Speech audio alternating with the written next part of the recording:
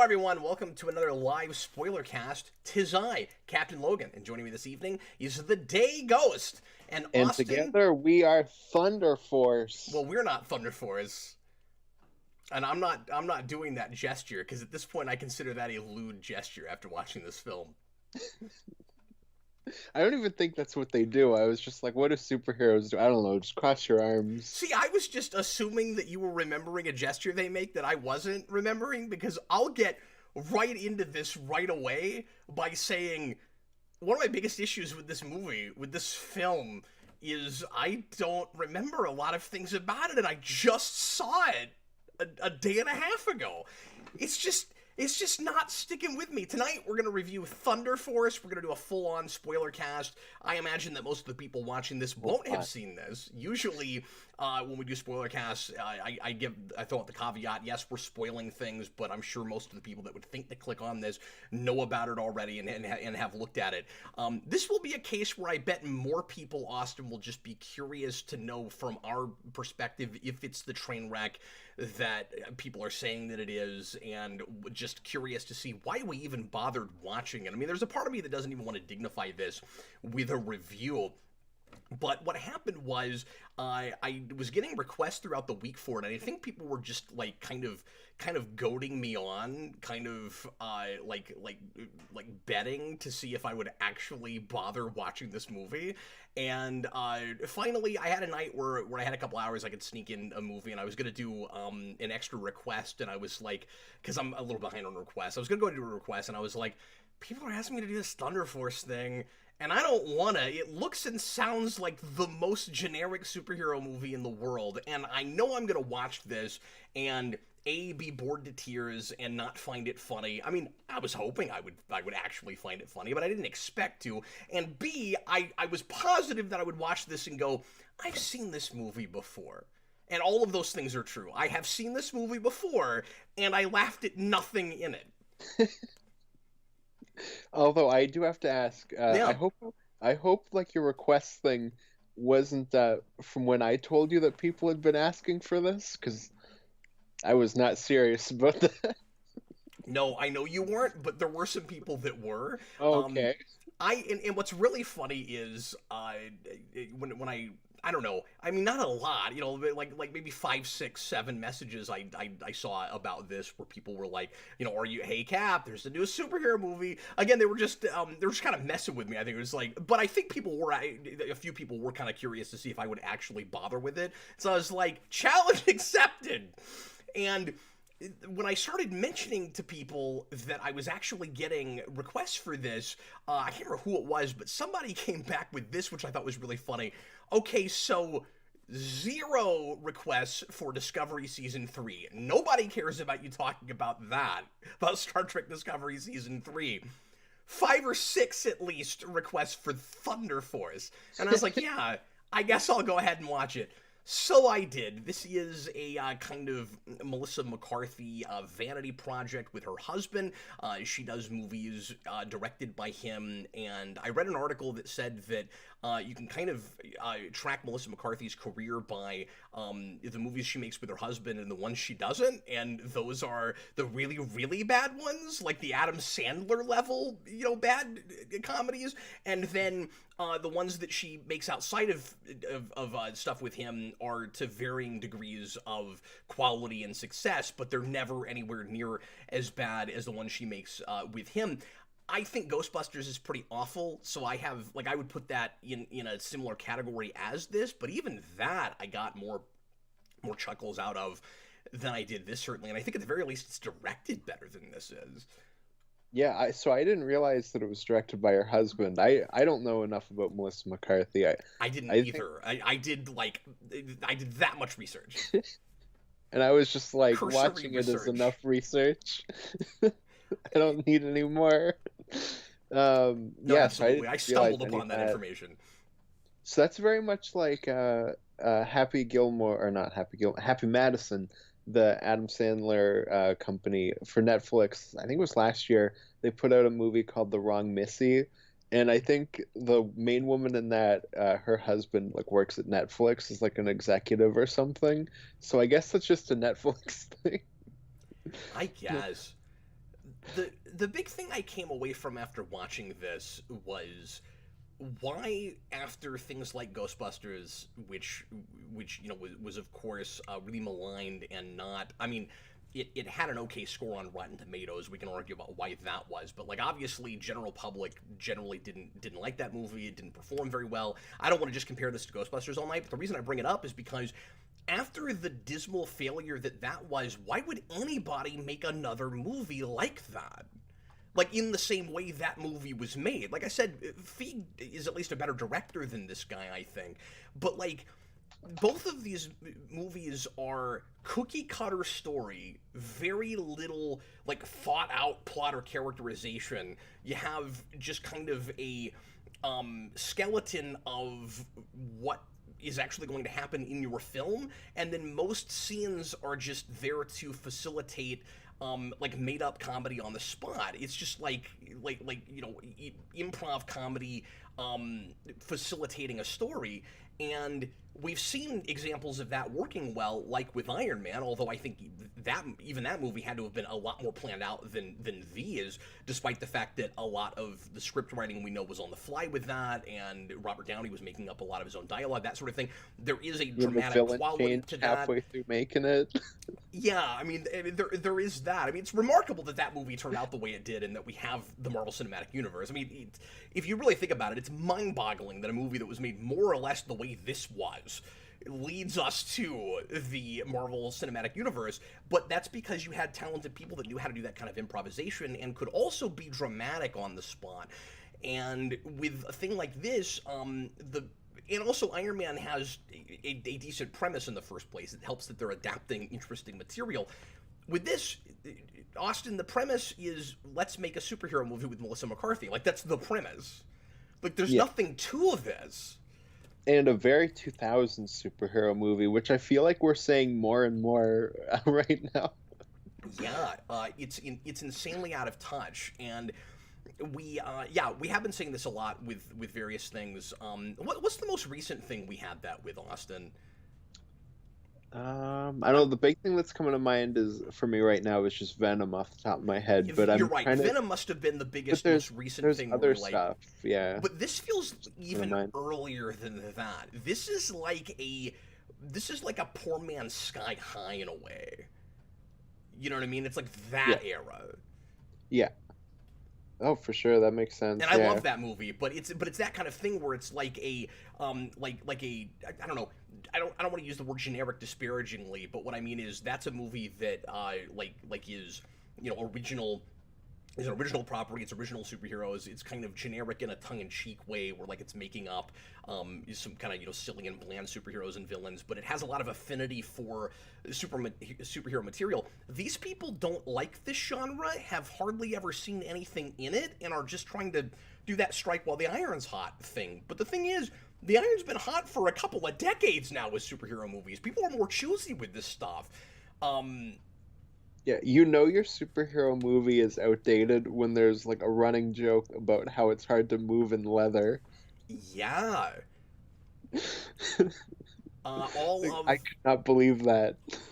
All of the really standard tropes are here, but they're all like you said, like early 2000s tropes. This feels like, Venom, we said, felt like a movie that should have come out in like the mid to late 2000s. This is like 2001, 2002. This is like or maybe a couple years, like a year or two after that, but it's like superhero movie or something like that. It's like X2 is coming out in like 3 months. Let's cash in on that. Yeah, that's exactly right.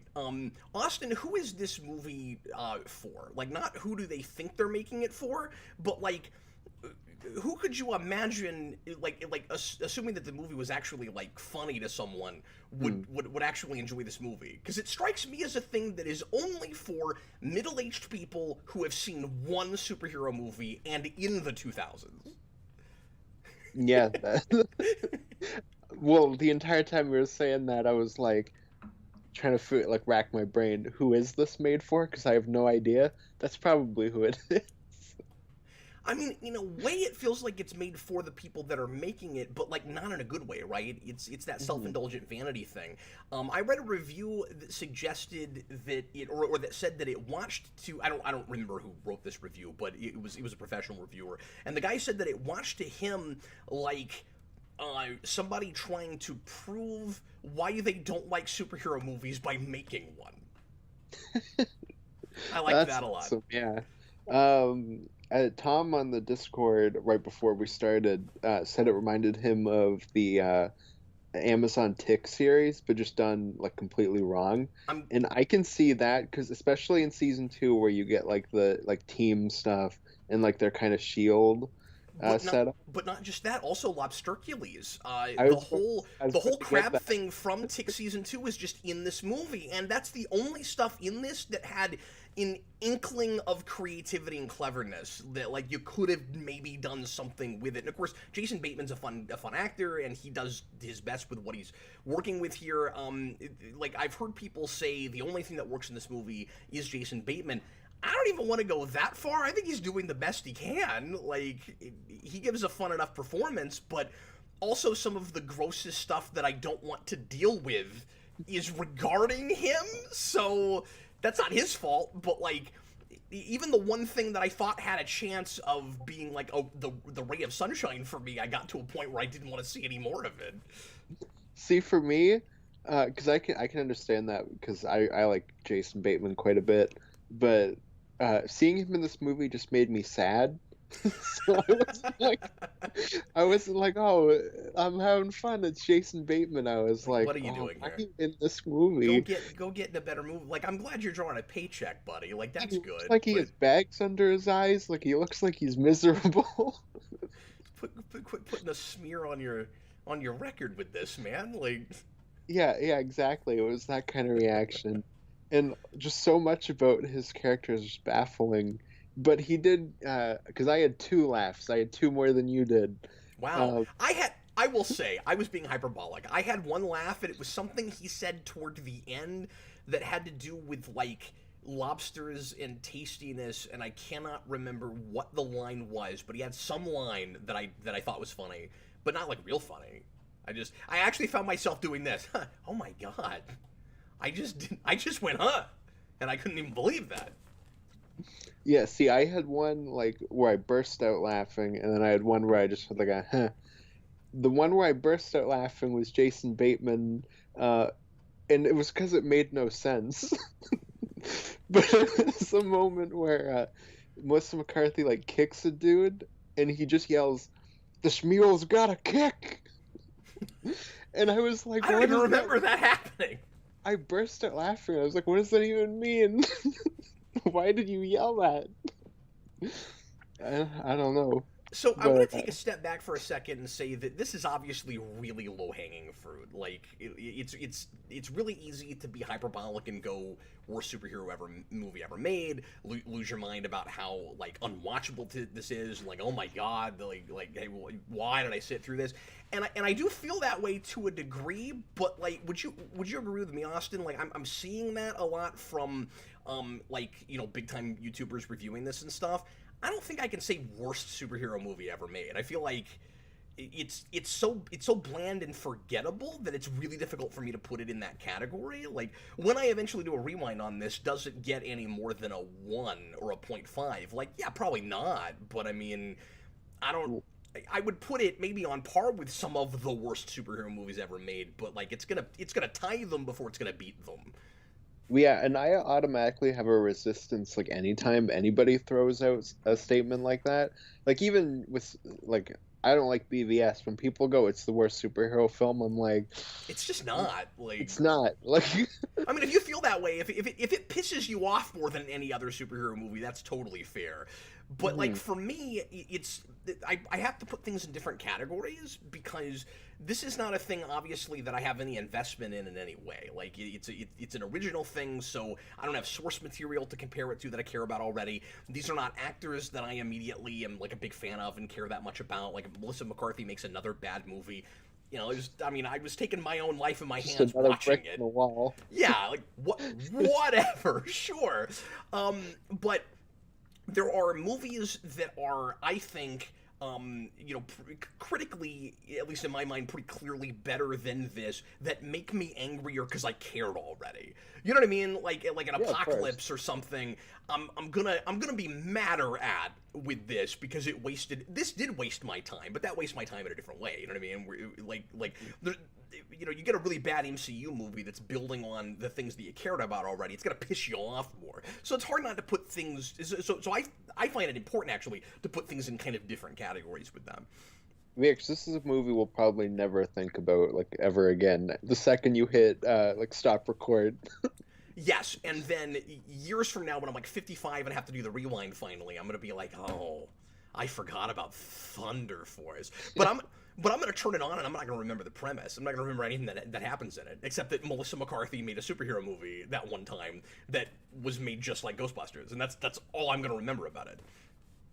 And by If I then, remember that comedy much. will be so bad that you'll see Thunder Force and be like, "This is pretty solid." Oh no, I don't.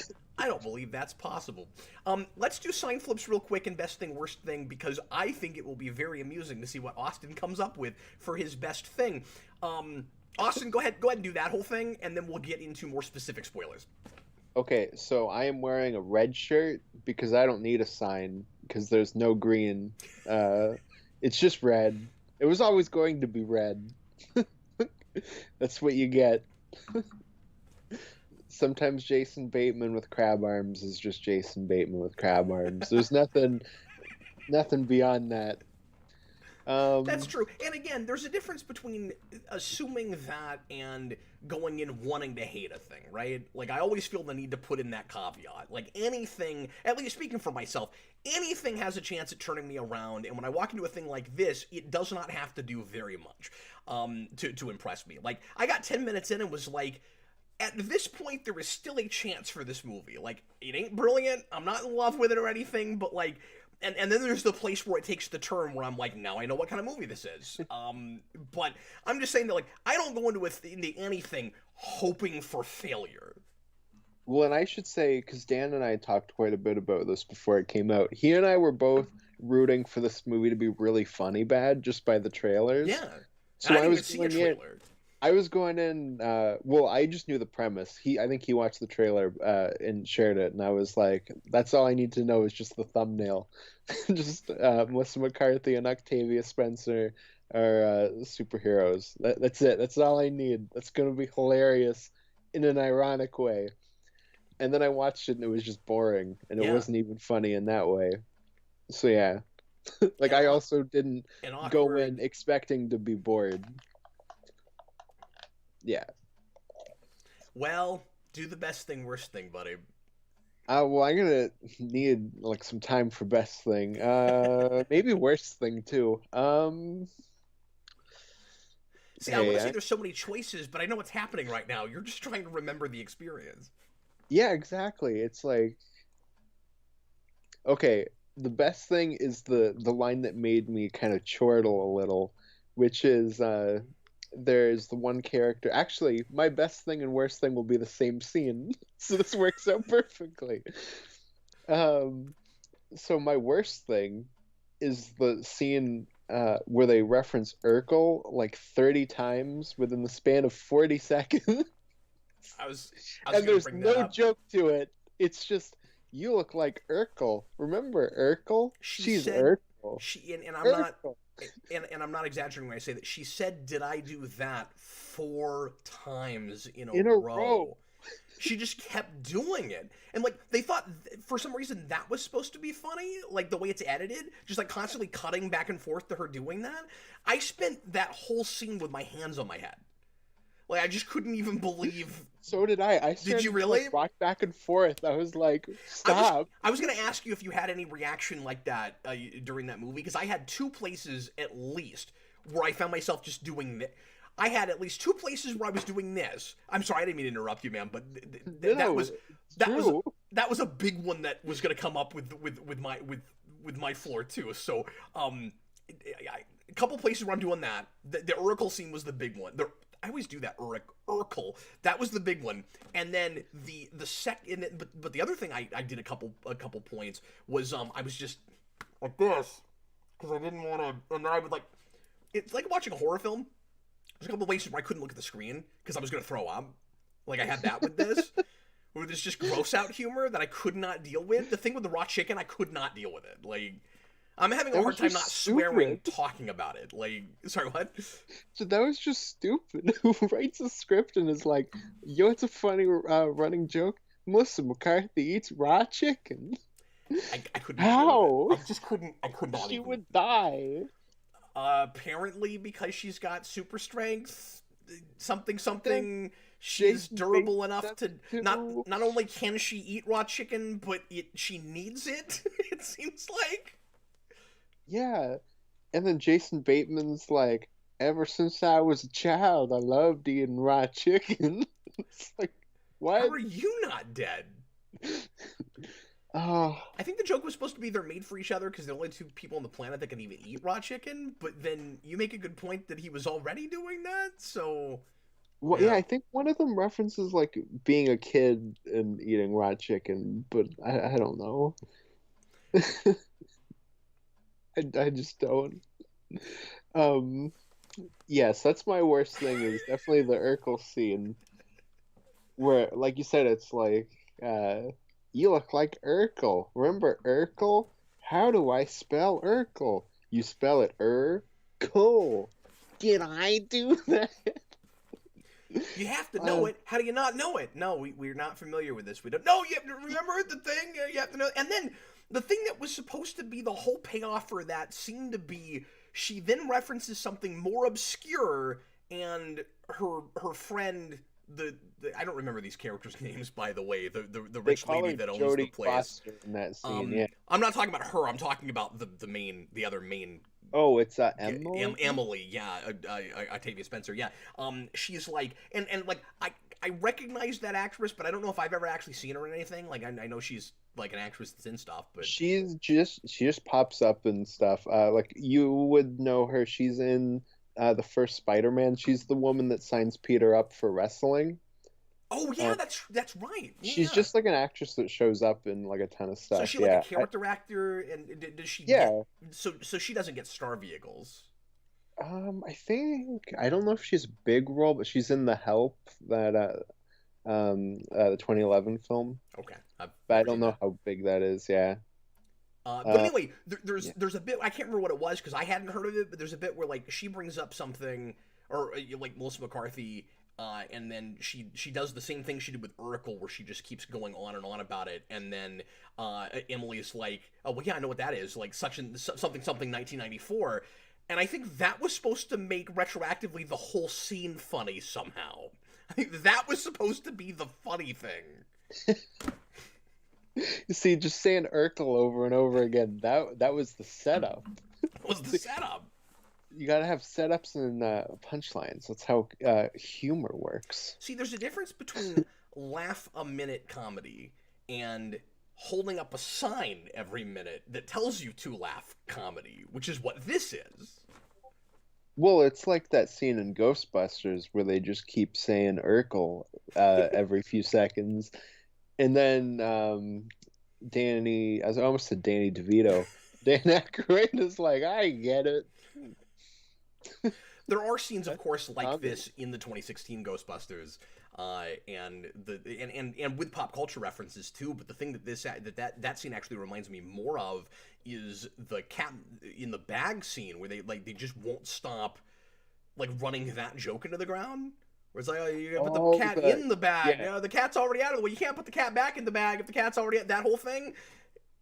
This has a lot of that. The freaking cat in the bag, Urkel.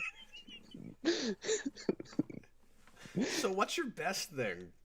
My best thing is that at the very end of that scene, the other woman that she calls Jodie Foster just walks by and goes, "I'm bored," and then leaves the room.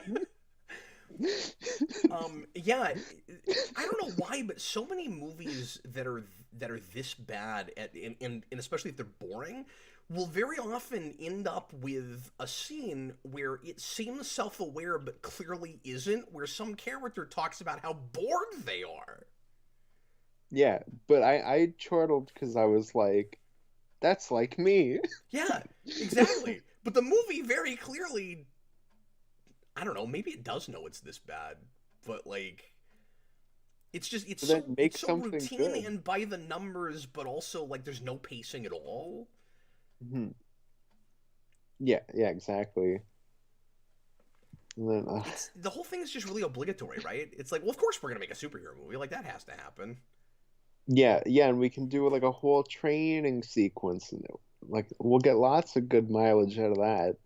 It's like if Melissa McCarthy were a like theme for a series of direct-to-video movies. You know, like Super Buddies? I was about to Like say like Melissa the super McCarthy buddy. is the dogs in Super Buddies, where it's like you have to make every kind of movie you can think of with those dogs. And so, like, you're gonna have a space one, and you're gonna have a superhero one, and now we're just doing that. Apparently, like Melissa McCarthy's husband is doing that with Melissa McCarthy. What have we not done yet? A superhero thing. Let's do that. And this You heard actually, it here first, folks. Cap thinks Melissa McCarthy's a dog. But yeah, that's because not what I we said. got That's not we what got I said.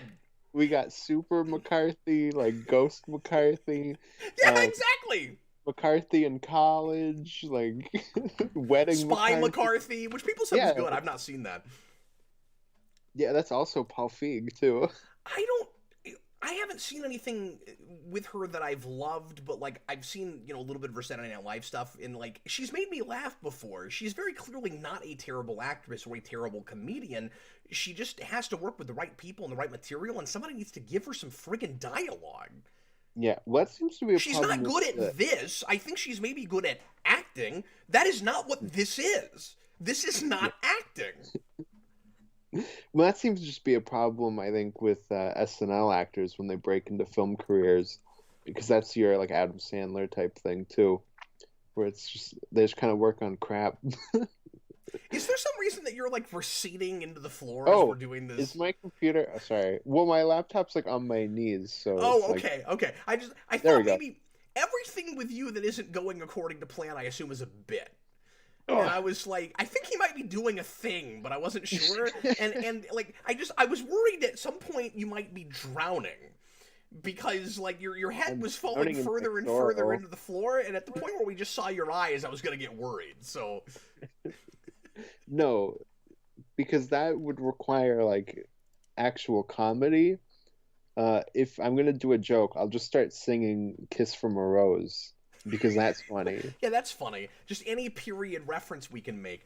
Real quick, I'll do my best thing, worst thing, I guess, and then I want to make a point about Melissa McCarthy's comedy in this. Red sign flip. Obviously, I'm not feeling this at all. I'm having a hard time even remembering this. I want a new sign that says "remembered it, doesn't remember it." But anyway, my best thing, like Jason Bateman's the easy thing to go to. Certainly, I will also add to that. And I'm not saying that the dynamic is great, but I will give it. You got a comedy duo and there is a straight man. I did Yeah, appreciate that. There are too many of these things where, and Ghostbusters had this, where everybody is at the nines with their over the top craziness, and this at least didn't do that. Her partner is a honest to god straight man. She's also an idiot in places, and the movie doesn't seem to know it. But at least, but at least she's not also Jim Carrey. The movie's got one Jim Carrey, and it's not her. I appreciate that. hmm yeah.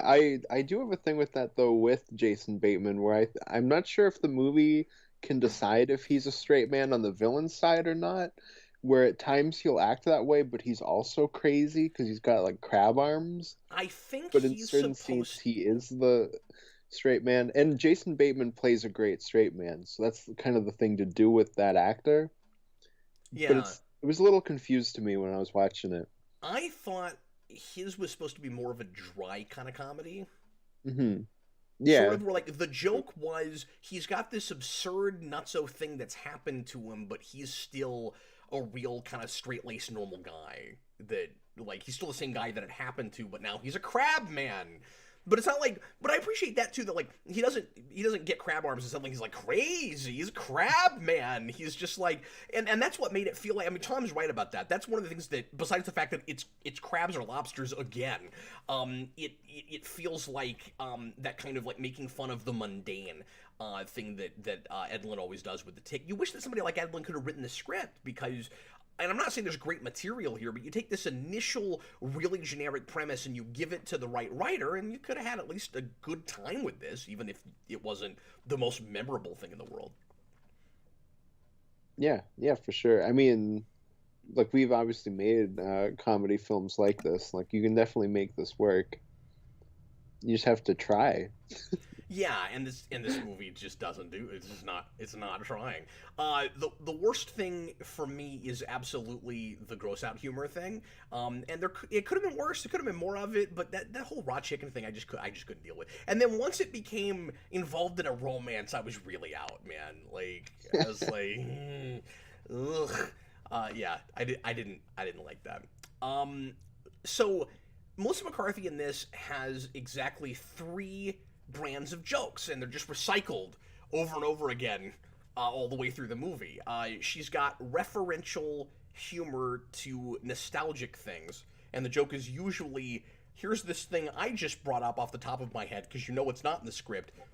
You remember this thing, right? Oh, you don't? What's wrong with you? That's one of them. The Family Guy school of comedy. Yeah, and that is inherently hardly ever funny, and I guess there are places where it can work, but some of that has to be timing. This movie has no comedic timing at all. Some of that is in the directing and the editing. Then the second thing, I'm trying to remember. I had 3. I should have written these down. Maybe you can help me out with this, because she does that, and then she does the thing where she is talking behind somebody's back and doesn't realize they're there listening to her. Oh my god, we yeah. do that 3 or 4 different times. In the same scene? Yeah! That keeps happening. Yep. What would be a third? And there was a third thing. There was another repeated joke that we just wouldn't stop doing with her. It'll come to me. I should have written it down. Is it the whole my suit stinks? Well, no, that's just a bad running gag. We have yeah. Okay. We also have those. I put that almost in like a separate category. Yeah. Yeah, because the running jokes are all terrible. They're all terrible, and there is a lot of setup and payoff in this, but it's not good setup and payoff. Like, mm-hmm. And it seems to be the only things they wrote down before they started, where it's like, here's the thing we established. We're gonna make sure that comes back at the end. Okay. I want to throw a bus. Let me throw a bus later. Octavia Spencer. You know, I knew she was going to throw that bus at some point. Like, that, of course, had to happen. And then, again, that's part of where there's no comedic timing. She throws the bus, and then it's like, what about that? We don't get any reaction shots. We don't see what happens to anybody that might have been hit by the bus. We're told later no one got hurt. It's like 5 minutes later before we find out the outcome of the bus that got thrown. Yeah, you get the punchline of that like 5 minutes later. Yeah, and she like you don't get any reaction from Emily. You don't go back to Melissa McCarthy's character. What is her character? Lydia and Emily. Really memorable character names. Well, yeah, because the throwing the bus thing ends up just being the whole, okay, now our characters have to leave for a bit, and then I'll make up. But there's like 20 minutes left, so they make up like a scene later. It's gonna bug me. There is a third thing she just kept doing, and it was driving me crazy, and I can't remember what it was. But hopefully it will come to me. Well, we've got some super chats, so let's read those real quick. Some of them have nothing to do with this movie, which is not all that surprising. So I'm going to read this one, but we're going to talk about it next Thursday, so I'm not going to really speak too much to it right now. But before the show even started, we got one from Billy the Kid Lawrence. He says, Molina, we're talking about Alfred Molina, confirmed in an interview today that he's playing the same Doc Ock from Spider-Man 2, and his story will pick up from that moment in the river. Yeah, I heard about that too. And apparently, what I read was that they're going to do de-aging makeup, or de-aging, not makeup, but the whole de-aging, computer-generated thing, and make him younger again. So I hope he's just in one scene and he's just a body floating in a river that goes by. They they pro- they probably won't do that. But anyway, I'll talk about that next Thursday. I'm not going to weigh in on that at the moment in the middle of this spoiler cast that nobody asked for and this movie does not deserve. T Edge 1, Tom, $2 super chat. Better or worse than Mandalorian? I like Mandalorian. I've only seen season 1, but I have to imagine season 2 is also better than this movie. Another $5 super chat from Tom. My best thing is Laser. She looked like she thought she was in a much better film. I don't agree with that. I think she looked and sounded like she was in this film. Certainly. I mean that actress that's Mantis from the Guardians movies. I mean, I'm not gonna say she didn't look like she wanted to be here and wasn't like trying to do her best with it, but it just seemed like a generic kind of CW part. Like, Yeah, well, Tom said that to me, and I said I thought she seemed more confused by the material, yeah. where she was just kind of there, like, I don't really know what's happening. Uh, That's another I place should have where been in Guardians 3 by now. That's another place where I was reminded of. Yeah, she's like, I got nothing better to do. I guess I'll be in this thing. I'm typecast. I can be in nothing but superhero movies. Ooh, I got to be a villain this time. Okay. Ooh, I'm Laser. What a good name. Yeah, all the names are so generic in this. There's that running gag that's not funny at all, and that I actually want to break down how imbecilic it is with the villain who is the King. And every time somebody just calls him King, he'll get all pissed off because they're not putting the in it, where he's supposed to be the King. And that's another gag I could see being made funny in the right context.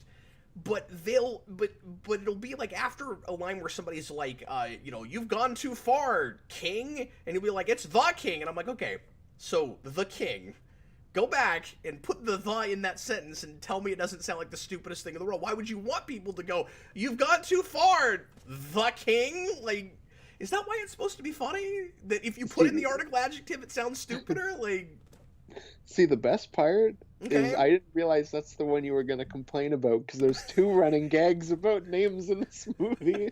Oh, well, maybe there's more than that. Are you okay? Are you gonna go to the one that I think you're gonna go to? Or are you gonna go to the one about Emily's superhero name? Yeah. Bingo. It doesn't make any sense. And I At guess all. but like, why? Melissa McCarthy goes, it's a great name because it's a name and a catchphrase at the same time. I'm like, no, it's not. How's it a name? Like, what about her ability leads you to, like, okay, so she's gonna be Hammer, like Melissa McCarthy, and that's kind of straightforward and clear, but then what's Bingo? She turns invisible. What the hell does that have to do? I don't understand! When they all have generic one-word names, you get like maybe the in front of it, so it's like the King, the Crab, Laser, Hammer, Bingo. Yeah. Who named these people? Somebody that doesn't watch superhero movies or read comics. Like, this is... Yeah, exactly. It's terrible. It's really terrible. Here in a little bit, we'll talk about the premise with how people get superpowers in this, because it's also generic and terrible. Philip Kelton, cap that with every actor that plays themselves. Are you saying that I say that with every actor that plays themselves, or that's just always true? I think he's talking about, what did I say earlier? I read this a minute ago and I knew what he was talking about. It was probably when we were talking about like Melissa McCarthy in comedy movies, Oh, maybe yeah. like the improv thing. The improv thing, yeah. I mean, I don't think I say that with every actor that plays themselves. I say it with actors that do improv poorly, that are like being themselves in the sense that they're just doing whatever they would do naturally if they're trying to be funny, but like, some people are better at that than others, and like I complain about it all the time with Chris Hemsworth because I think he's also really bad at it. Like, Mm-hmm. and Yeah, it's also there's not always actors that, appropriate to just be yourself. Like, sometimes your job is to play it. If you want somebody to just be themselves, you have to cast them in a role that goes with. it's the Sam Jackson, like Christopher Walken thing. Yeah, like we just kind of always typecast them as that one thing. Yeah, Yeah. and it works because they're good at that thing, but or it works to varying degrees in different things, but like much of the time, like casting directors or directors or whatever are smart enough to put them in a role that calls for. That was even Jim Carrey in the 90s, we were usually pretty careful to, like, pick something where his over the top, crazy behavior made sense for the thing he was playing. And sometimes he'd play a character where he'd kind of turn it on and off a little bit. I don't know why Melissa McCarthy's character is like this. And it also has that problem. I can't think of a good example, but I've seen this in other things, Austin, where in the flashback at the beginning when she's a kid, she's not like this. And then she turns into it somehow later. Yeah, she just seems like a regular kid at the start. And then she becomes a crazy person, and you could I say guess. she develops some of that because she, is poor and becomes kind of pathetic and stuff, but it seems like the reason she's poor and pathetic is because she's made a lot of bad life decisions, and she was always like this. Not like she's changed. Yeah, well, yeah, and even if she did change over time, it's not like it's ever mentioned. It's just she's this person. Mr. Roboto, better or worse than Bloodshot? Definitely worse than Bloodshot. Can Cap or Austin sing "Kissed by a Rose"? I mean, I can. There used to be. I'm not gonna do that. We're gonna go full Community, which that joke It could basically. be funnier here that it wasn't that movie though. Yeah, well, if you want to see that joke done right, just watch Community because they do like a scene where they sing that song. Oh, And really? Specifically that song? yeah, it's like two characters doing karaoke, and it's pretty great. Because I was gonna say we were talking about the Tick earlier. The Patrick Warburton Tick had a scene like that. Like we've seen this done in different comedies where it actually is really funny, where it just suddenly characters think to break into song. Here it was kind of contrived in the first place, was part of the problem with it. Like they didn't come to it naturally. It was like she's playing music so that she's like less nervous going into battle. And then, well, what are you listening to? Oh, it's Seal. Oh, I remember that. So I remember Seal. I'm glad you remember it, because if you didn't, I'd sing it to you all day, over and over again. And then they just start singing the song. There's an episode, my favorite episode of that series, by the way, besides the pilot, in the Patrick Warburton series, with the like League of Superheroes. In that show, there's a scene where Tick and Arthur get on an elevator and they're just writing, and it's just a mundane scene where they're just like waiting for the elevator to stop, and they're listening to elevator music, and it's The Way We Were, and they just start humming The Way We Were, and they're just standing there going, and then they just start humming the song, and then suddenly they break into like kind of half-hearted singing it, and then at the end they just look at each other, The Way We Were, and they act like somehow it was profound. And they just get off the elevator. It's really funny. Like, that can work. Yeah, exactly. It's just we need these two characters to stand around for a minute. Have them sing Seal. Daniel Davis says they should have sung Crazy instead. That would have been more appropriate, but like Kiss from a Rose was the bigger single, of course, and everybody remembers that because of Batman. Because of Batman Forever. Tom, $2 super chat. Oh, that was Medallion, not Mandalorian. Sorry. Well, Tom, you gotta check your words before you send the super Medallion chat. and Mandalorian. The only two things those words have in common is the letter M. I don't know if this is worse than Medallion. I think they're about on par. Oof. They're both pretty bad. That confounded me more than this did, because this was terrible and like really wrote in by the numbers. Like we could talk all day about all of the really obvious tropes that this goes to. Not that you can't ever use these, but you just stack them all up, and like it's weird because like we're simultaneously filling in for a formula, but also this thing doesn't understand superhero movies. So it's like, you got to have the scene where the villain asks the hero to join him. They do that whole thing. You got to have the ticking time bomb at the end. You got to have the hero that seems to be dead, and we're supposed to be sad, like they're actually going to keep her dead. And of course, that's not going to happen, which leads to her throwing up water on people. That's supposed to be funny. Yeah.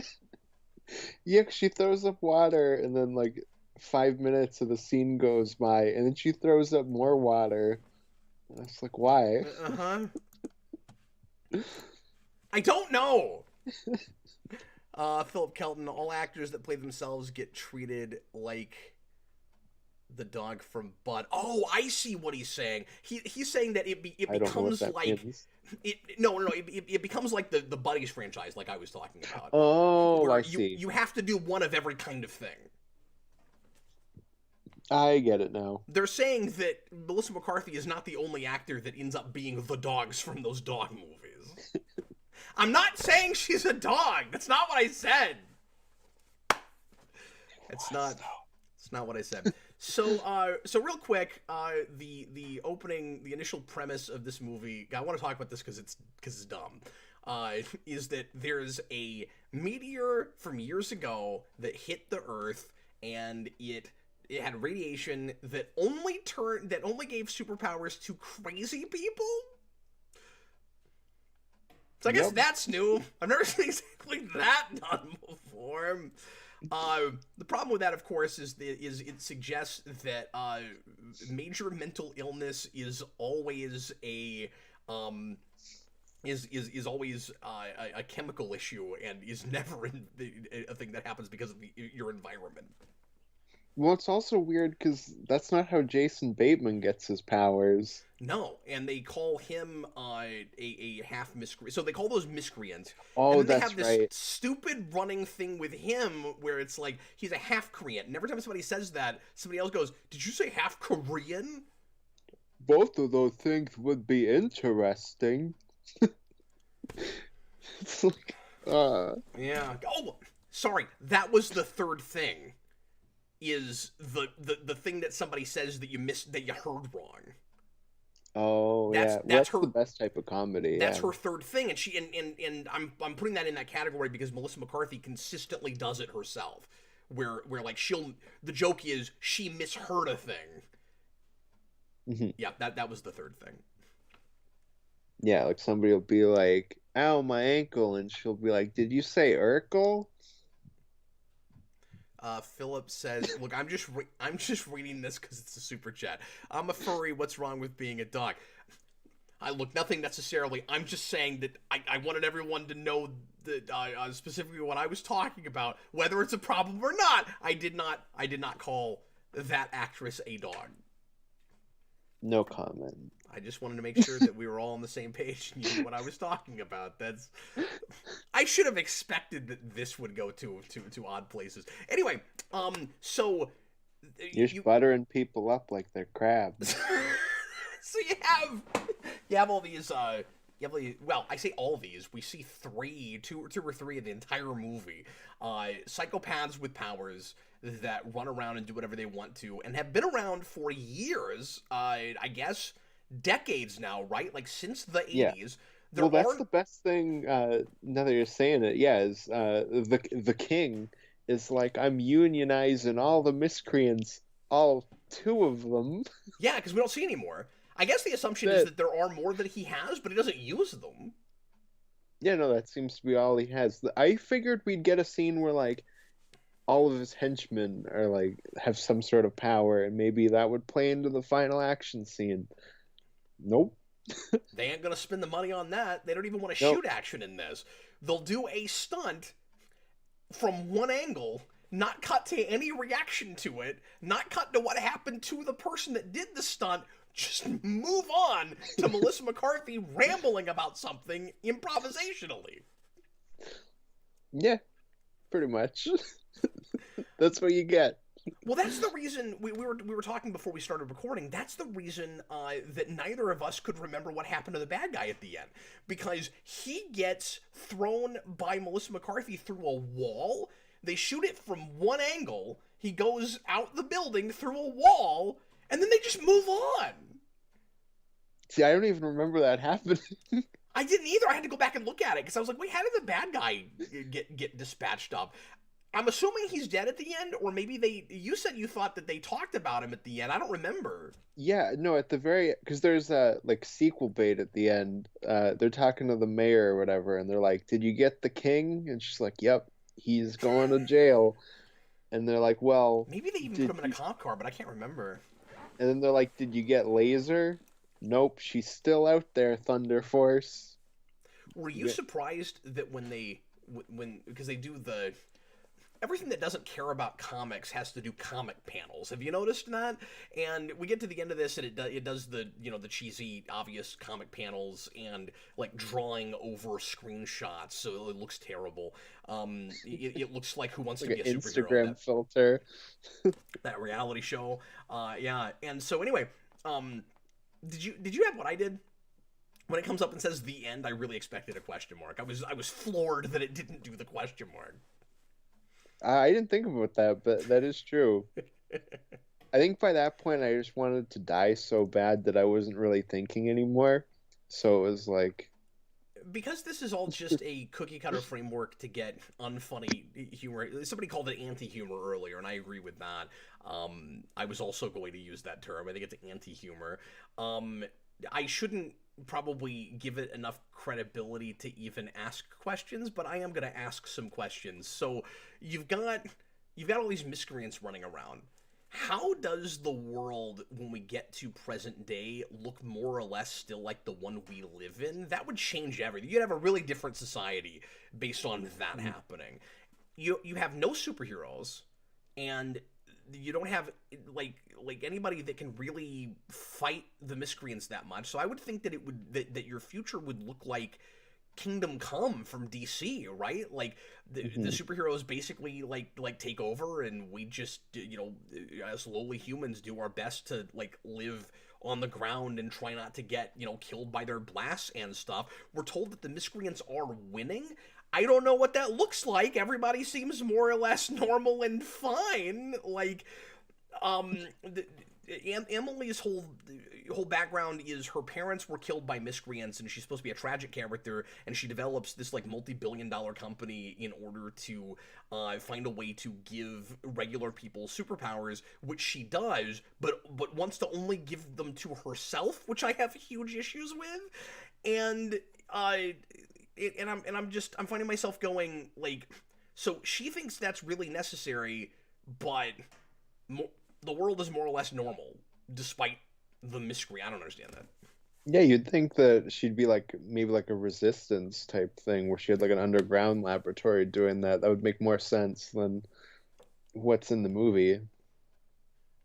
If I were if I were going to be developing those powers, I would try to build like an army, right? Or sell it to the government and let them give soldiers that technology, Yeah. not just give it to you. Because the whole thing as kids is, if only we had powers, we could be superheroes and solve this problem. I mean, why does it call for superheroes? Except for the fact that you're in a superhero movie. It calls for escalation for like something that can match them, whatever that looks like. It doesn't have to be superheroes. Yeah, it could be like Iron Man, something. But like um the whole thing with the powers for Thunder Force is so inconsistent just for comedy, and it's terrible. Like Melissa McCarthy has to take like 37 shots or something like that, um, in order to get super strength, while Octavia Spencer has to take like a handful of pills to become invisible. And then her daughter can just become super fast for no reason at the end. Yeah, I don't know if I she missed just something. no, I you didn't miss anything. It's like She just shows up and she has power. yeah, they were apparently developing that in the background and never told us about it, unless there's a mention of also super speed at the beginning that I'm forgetting about. Maybe there was, but we're not told how you get it. I don't actually have, by the way, as much of a problem as you do with like different ways to gain particular superpowers. That makes some degree of sense to me. That you'd have like Oh, I just mean like it's mainly a problem with the super speed thing because it just happens. yeah. And But like, has she the been super strength taking one, something all along and didn't tell us about it, or is she able to, in one dose of whatever it was, now she's got super speed? Yeah, I don't know. yeah, like that would be fine normally too. Not so much that part, but the treatments that the main characters are taking, if it were like funny, but it's not. It's just, ow, I have to get shots in my face. You're just taking pills. And then you get like the one scene No, you're where right. It's it's like, contrived. Yeah. yeah, and then it's like, oh, look, Melissa McCarthy didn't get shots in her face this time. She got them in her boobies. Isn't that funny? I had forgotten that until just now, and that was a blissful existence. So, Austin, the bigger issue I have with all of that, though, is, I mean, this isn't something I know a lot about, so tell me if I'm just totally, off base here. I would assume that this is not generally how research and development works. So one of the things I found super contrived was Melissa McCarthy just screwing around. The only reason she's there, by the way, is because she wants to bring Emily to their high school reunion. They're on the outs, and they haven't gotten along for years, and they're finally seeing each other again. And Emily lives somewhere else, but she's coming into town. The timing is really convenient, in order to continue her research with the powers, and she's about to basically do the Norman Osborn thing from Spider-Man and do experiments on herself before there's been any other kind of trials, right? But she's not a crazy person, or she's played as the more responsible of the two. But she's gonna do that, which strikes me as inherently really irresponsible. But Melissa McCarthy just walking around, while her friend's not there. She's told not to touch anything. Of course, naturally, she's an idiot, so she just messes with whatever. She's basically Pinky from Pinky and the Brain. She's just futzing with stuff. She's all, Dee Dee from Dexter's Laboratory. What does this button do? And then she ends up with, syringes in her face. And then she gets super strength. And we're told that they've been working on this for 5 years, and now that she's been injected with it, no one else can be. And they have to continue to develop that for her, or she'll die. So she's forced into becoming a superhero because now Emily can't be invisible and have super strength. She can only have the invisibility. Why? What about the way the research works makes it to where you can't just put whatever solution you came up with in those tubules again? They kind of talk about it like they would have to start all the way back from scratch, back at the drawing board from the very beginning. They've already done the research. I don't understand that. It's just it's like, why doesn't Ant-Man have wings? It's just one of them's got to have different powers, so that's the reason, I guess. Yeah. Well, again, I should not be asking these questions, but I can't help myself. Yeah, well, there are no answers this way, sir. So. Philip Kelton. Madman says limited supply. I mean, maybe, but I don't know what exactly was in it. I don't think they don't talk about it like, oh, we had to use this really rare. I don't think we had to use this really rare material. There's only if it was the palladium thing or something. There's this much of it in the entire world, and it's hard to get your hands on. They don't talk about it like that. They're just we did all this research. And if somebody uses it, it's the only time it can be used. Meanwhile, to be invisible, all she has to do is take pills. They don't act like they don't act like that with the invisibility. Mm-hmm. I guess they can make more pills, or maybe not. I don't know. They don't talk about it. And who even knows with the super speed? We don't even know how she got that. Yeah. Yeah, we have literally this bottle of lightning, okay? And you open the lightning bottle and you get super speed, but if anybody else opens it, they'll get super speed. We can never get you can only put lightning in the bottle once. Yeah, what's like putting a cat in a bag? Once it's out, it's out. I'm so glad you went there. Philip, why would anyone take over the world? That's way too much work when you could just be lazy. Yeah, I mean that's very often the question with megalomaniacs. The answer here is just, and it's really easy and convenient, right? It's just the people with superpowers are psychopaths who are nutso narcissists, and so there's no reason to question anything they do. They were born that way, and now they have powers. And so they're all that. They're just that way. They're just crazy. Yeah, exactly.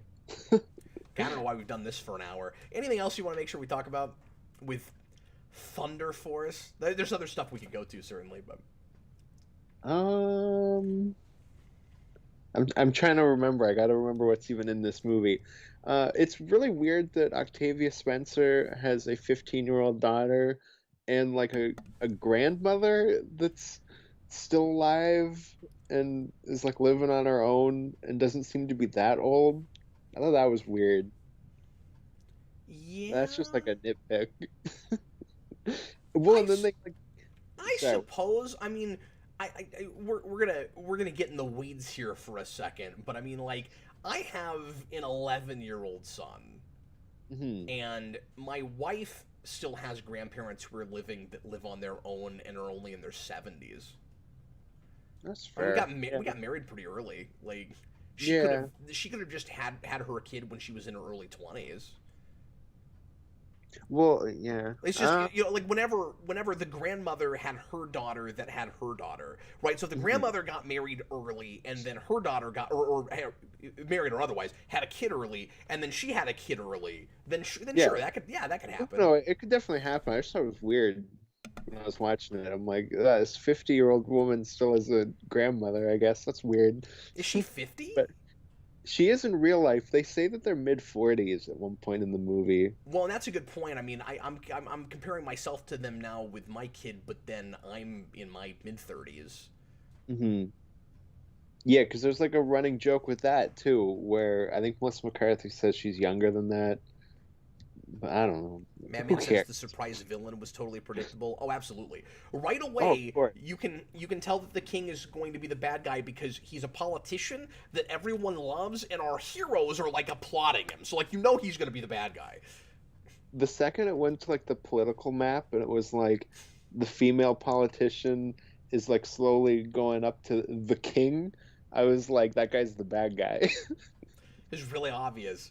And uh, that's funny too that you've got a villain whose initial plan is just become. I actually legitimately think this is kind of funny.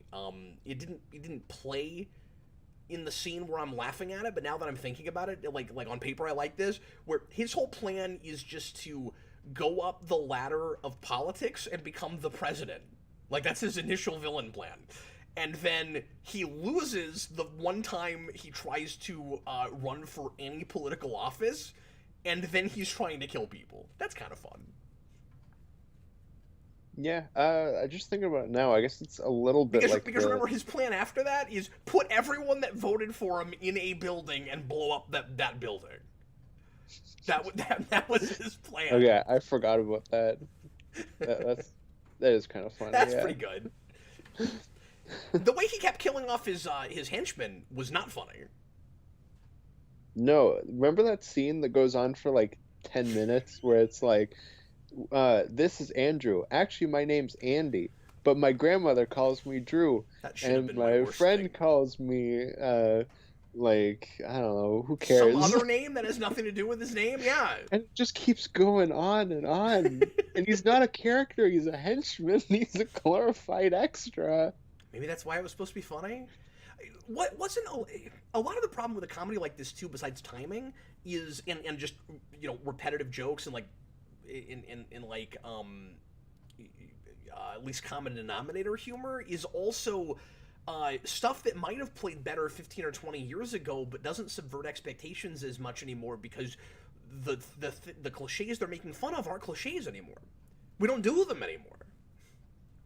Well, and I think, like, making fun of the villain that kills his own henchman can be funny. Because, like, we still do that to, like, even now. But, like, it just wasn't. Sure. Yeah, and that's a lot of this stuff, right? It's like, maybe it could have been funny. It just wasn't. Hmm. Yeah, yeah, It's not exactly. even fun to try to like guess it why. It's just I'm not to like deconstruct it. I'm just yeah, I didn't laugh. I don't know. Hmm. That's this movie in a nutshell. Yeah, I didn't laugh. You guys don't like superheroes. You made a superhero movie, and I didn't laugh. Like, Sorry, I should say in an eggshell because raw chicken comes out of eggs. ugh. Well, anyway. Anything else we definitely should mention? Um, Probably not, no. you, I need a sign that's read on both sides for movies like this. Hmm. Yeah, exactly. Because it's Can, just trash no matter what. yeah. Can you believe we got an hour out of this? No, I thought this would be like a 15-minute review. We went pretty thorough, though. Like, I mean, I apologize sort of for wasting everybody's time because this movie was not worth this, but I guess this is Yeah. just the job we do. We sit down to do a spoiler cast.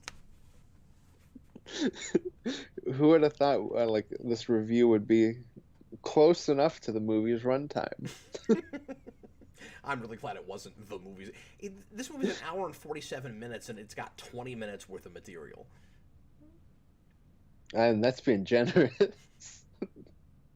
Yeah, it might be. Oh, I have another thing. Yeah, sure.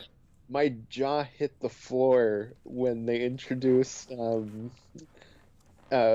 almost call him Patrick Bateman, Jason Bateman, uh when they do that dance scene just out of nowhere.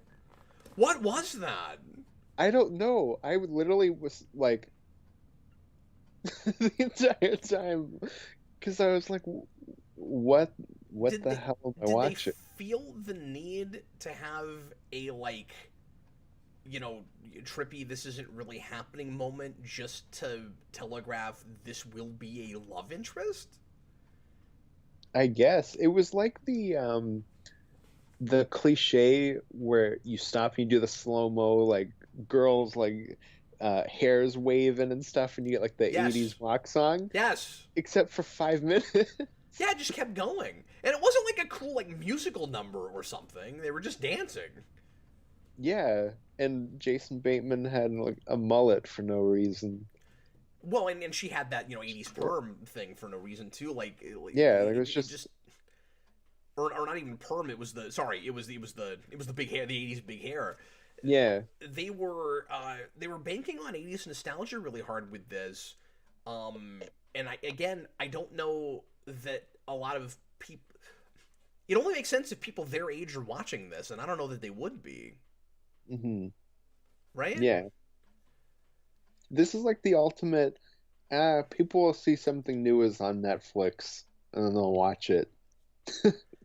And I hate to say that I don't want to say that you can't do 80s things at all anymore, or that like it's never worth doing anything that banks on nostalgia at all, because period pieces, of course, are still worth doing and can be fun, and as long as you got a good story, I'm not going to complain. Oh, we went back to the 80s again. Any more than I'm going to say, oh, we went back to the 60s again. Like, we still make lots of 60s movies and stuff like that, so that's fine, but if all you're doing is baking on nostalgia and going, like, that's 90% of your movie, we're past that now. Like, we're into the 90s now. Yeah. At this point, we like Stranger Things is not as popular as it was. You're seeing a lot of 90s nostalgia come back in merchandising and things. Like Target put out a line of Pogs. Like, there's a lot of things that are out right now where they're trying to sell the Pogs? they're trying to sell the 90s to us again. And there's a lot of movies and TV shows that are now coming back and trying to bank on that. And this is, I'm just saying that this is outdated in multiple ways. Like, not just in that it feels like a superhero movie that came out in the 2000s, but it feels like a nostalgia piece that came out 5 years ago. Hmm. Yeah, no, absolutely. I will say though, with like some of the music, so yesterday, because I watched this right after we did After Dark, and during that show we played Donkey Kong Country, and I started the one level by singing White Snake, Here We Go Again. I lost it when that started playing in I this can't movie. believe that was in that movie after that. I forgot you did that, yeah. And that's not because of the movie, but The big song, though, that that made opens, me laugh. and this maybe isn't fair, but the big song that opens that movie after the flashback is, it's a long way if you want to, Do- You struggling with the title made me struggle. yeah, It's a long way to the top if you want to rock if and you want to roll. rock and roll. Which I will give it. At least it wasn't Thunderstruck because that's like the more obvious one. It is, Uh, but I don't think, I don't know. Again, this isn't fair because there's different movies that use different songs, like the same song from another movie that's popular and it ends up working. But, like, I don't want to be reminded of a way better movie watching a thing like this. Like, I think it immediately hurts you. You shouldn't use the School of Rock song in this movie. I just think, like, are you with me on that? It just seems like a mistake to me. I don't know. Well, yeah, that is the first thing I think of with that song. Yeah. Well, and that's not Uh, a song that just plays in the background. That's over the entirety of the credits of that movie. yeah. Yeah, no, that is And true. like to open your really terrible or mediocre superhero movie with that, I mean, I realize that maybe in their heads they're not making a horrible mediocre thing, but like, I don't know, it immediately starts the docket for me where I'm just like, okay, I'm now I want to go watch that movie, and in the whole movie I'm thinking I'd rather be watching Jack Black. Yeah, because like there's times where you can get like a second movie that maybe topples like another film for like a certain song. Like I had that with Freebird and The Devil's Rejects. They play it really well in that movie. And then it's also played in Kingsman, and now I think of that when I hear that song. Oh, But that's that interesting. also plays a different part of the song, so that also helps. Yeah. Um, yeah, no, because I definitely thought of School of Rock when that started playing too. Well, and that was, I mean, that movie introduced me to that song. I'd never heard that before. I saw that. Oh, okay, yeah. Except this time we got the full um oh God, now I can't think of what the instrument is. That horrible like Scottish instrument. Bagpipes. This is like the full bagpipe version though. Oh, there were bagpipes. Oh, the AC/DC, because in School of Rock they play their own version, but in the AC/DC one it's full of bagpipes. Carl Maxey, no one read the script to this movie and never thought the writing sucks. There's not a script with this movie. That's what I'm saying. No. Most of what you're looking at could not have been written down. No, that part when the woman walks by and goes, "I'm bored," that was definitely something she just said. She probably was. Oh, was anybody surprised when she turned out to be a turncoat? Do you remember? Do you remember that scene where she like, where like things get real dangerous? She runs away. I'm like, she's working for the bad guy. Like, Well, by that point, I forgot who she was, so it's like, oh no. I don't know what it says about me that I remember this movie better than you do. I don't know what that says about me. I don't know what it says about me. Like my dementia's really playing up. Oh no, I don't think you should blame yourself for that at all because this is not a It hasn't memorable even film. But been a as we're full talking about it, 24 stuff's coming hours. back to me. Yeah, I don't know. It's just certain things, I guess, that I'll never forget, like Melissa McCarthy buttering up a crab man. Ugh. Ugh. I'll never forget that stupid Urkel joke. I can't deal with it. Like, It's so annoying. And she like pushes her nose up when she says, "I didn't do that." I, just you talking about it's got me doing this again. Like, oh. All right, folks. Yeah. Thanks a lot for watching. I have to go now. I have a headache. Just listening to a reenactment of that scene. Hope you guys enjoyed this review. It was longer than I expected it to be, but we got thorough like we usually do with these, and we will see you again soon with more cool stuff here on Geekvolution on Sunday. Austin is going to be back with me again for another live show at 9 p.m. Central, and we're going to be talking about the first season of The Simpsons. So look forward to that. This is a thing that Austin and I have been kicking around for months and months, and kind of a passion project for Austin especially, and I'm really excited to do it with him because Austin knows The Simpsons like I know Star Trek or better, and it's gonna be him really running point, talking about some of that will be of course history of that show, and then our favorite things about certain things, different categories in that. But I expect to get an education from Austin on that show, and I'm really excited about it. Oh, I'm excited. Well, we're going like leagues ahead in terms of comedy between now and Sunday. Well, And that's not even we're doing like comedy. yeah. Just in the first place, there's at least parts that are funny. Yeah, because that's not even the best season of that show, but it's at least a comedy. Yeah. Our hope is to do a series. I can't promise how often we'll be able to do those because of my current life situation. We came up with this. We actually started preparing for it before I knew that my life was about to get turned upside down, which is why it hasn't happened yet. But We're committing to getting that, at least that first season, done this week, and then we'll see what happens after that. But our hope is to do the long haul and do all of it, even the bad seasons. Yeah, yeah. Then we'll talk about the movie when we get there. Yep. It'll be awesome. And I love that movie. That's gonna be a lot of fun to talk about. Yeah, I like that movie quite a bit too. If we can find time, it might be fun to do kind of a Swan-year thing with it and throw in some of the other like extra media things. If we could find time to do like a potpourri of video games or something, Oh, that'd be awesome. Yeah. that'd be fun too. Because there's some good ones later. Most of the 8 and 16-bit stuff kind of sucks, but Yeah, that's what I've always heard. I've heard the arcade game is really great, but oh I've yeah, never played I that love one. that. And Yeah. I have ways to play that now myself, but Oh, nice. Yeah. I figured it was on your arcade machine thing because you said it was pretty much everything. both of them, yeah. I've got Yeah. I've got two main machines and I can play it. I can play it on both of those, and actually, Brandon and I a couple months ago played through it. So I've finally seen the end of that now. I'd never played all the way through it. Well, and that arcade game is one of the only things that has the like Marge bunny ears idea Yeah, that Matt Groening you had. told me about that. Yeah, you were Brandon one mentioned that. I'd never heard that before. Yeah. Yeah, that whole thing's really weird, especially because he wanted that show to be like pretty down to earth. I don't understand why he also wanted Marge to be a rabbit.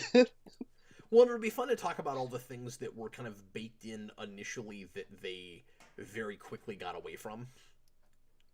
Yeah. Oh, that'll definitely come up on Sunday. Yeah, Yeah, especially the now I'm getting ahead of crusty myself. I just want to talk about that. I just want to do it now. I just want to do it now. I know, right? Because it's so much more interesting. It's gonna be a lot of fun. Really looking forward to it. So Austin's been putting a lot of work into it. So everybody, I'm just watching the thing. Austin's doing the real work. So everybody pop in and support us on that. If you're interested at all in The Simpsons, we're gonna have a lot of fun with it, and we'll see you on Sunday night for that. And then next Tuesday is a new episode of Marvel Mania, the penultimate episode for this phase. We're gonna be doing Spider-Man: Far From Home. Captain Logan show next Thursday. That's the news that's fit to print. We'll see you again real soon. I'm Captain Logan. That was The Day Ghost. Next time, there's gonna be Simpsons. Was that a Venom Was that a veiled Venom reference? Yes, it was. Philip, finish Undertale with Jason before you can't. I would like to do that. The way my 2-year-old is right now, I've been having a hard time doing any kind of live streaming because he's a handful, and he'll be loud on camera, and my wife needs me to help her do things. But if I can find sometime at some point to do that, I would really